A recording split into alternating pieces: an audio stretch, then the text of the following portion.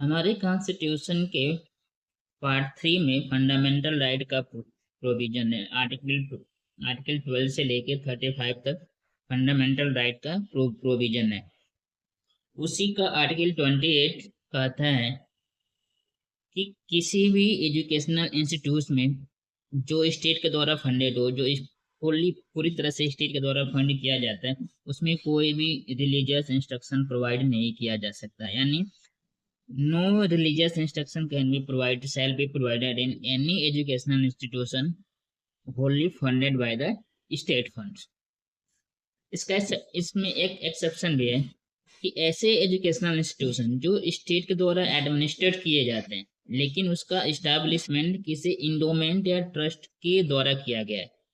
जो एजुकेशनल कोई भी स्कूल कॉलेज जो किसी इंडोमेंट या ट्रस्ट के द्वारा इस्टेब्लिश किया गया है लेकिन एडमिनिस्टर उसकी देख रेख कौन करता है, स्टेट करता है, तो उसमें रिलीजियस इंस्ट्रक्शन प्रोवाइड किया जा सकता है।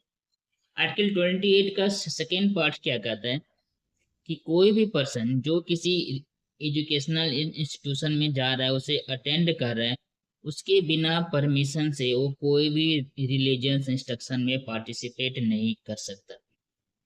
अगर वो माइनर है यानी 18 ईयर्स है तो उसमें उसके पेरेंट्स का कंसेंट लिया जाएगा, लेकिन बिना कंसेंट के उसे किसी भी रिलीजियस इंस्टीट्यूट, किसी भी एजुकेशनल इंस्टीट्यूट जो स्टेट के द्वारा रिकॉग्नाइज किया गया है, जो स्टेट के द्वारा फंडेड किया गया है, उस एजुकेशनल इंस्टीट्यूट में उसके बिना परमिशन के आप उसे बिना परमिशन के वो किसी भी रिलीजियस इंस्ट्रक्शन, किसी भी वर्शिप में वो पार्टिसिपेट नहीं कर सकता।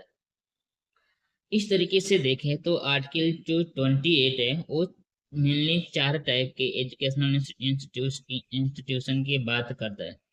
फर्स्ट है ऐसे एजुकेशनल इंस्टीट्यूशन जो स्टेट के द्वारा पूरी तरह से मेंटेन किए जा सकते हैं, जो होली फंडेड हो, स्टेट के द्वारा फंडेड हो, एडमिनिस्ट्रेट भी, मैनेज भी, सब उसी के द्वारा किया जा सकता है।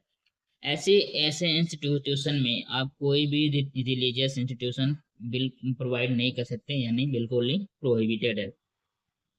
सेकेंड है जो स्टेट के द्वारा एडमिनिस्ट्रेट किए जाते हैं लेकिन उसका एस्टेब्लिशमेंट किसके द्वारा हुआ, किसी ट्रस्ट के द्वारा हुआ है, किसी इंडोमेंट के अंदर हुआ है, तो उसमें रिलीजियस इंस्ट्रक्शन परमिटेड है, उसमें रिलीजन की बात किया जा सकता है। जो थर्ड इंस्टीट्यूशन है हमारा, स्टेट के द्वारा रिकॉग्नाइज किया गया है, यानी इसका मतलब स्टेट उसे मान्यता दिया है, बाकी सारा काम वो प्राइवेट वाले करते हैं। इसमें भी है आप वॉलंटरी के तौर पे, यानी स्टूडेंट की मर्जी है तो उसे पार्टिसिपेट कर सकता है, अगर नहीं मर्जी है तो पार्टिसिपेट नहीं कर सकता। जो चौथा है स्टेट के द्वारा फंड मिलता है, यानी उसे स्टेट के द्वारा पैसा दिया जाता है, बाकी सारा काम प्राइवेट वाले करते हैं।